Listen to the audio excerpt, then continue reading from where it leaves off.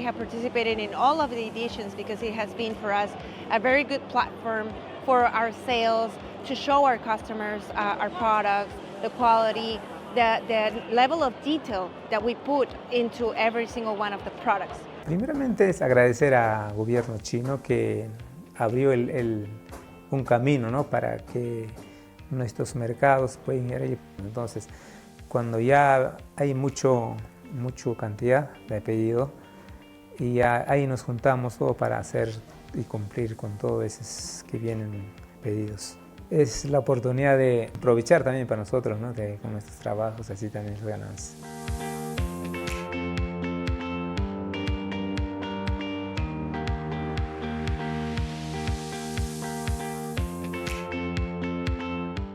At the moment, we are working with around 20 workshops.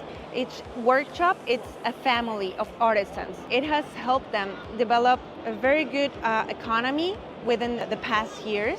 And with the training and effort that we make as a team back at Peru, we help them develop better skills and overcome the challenges that they have.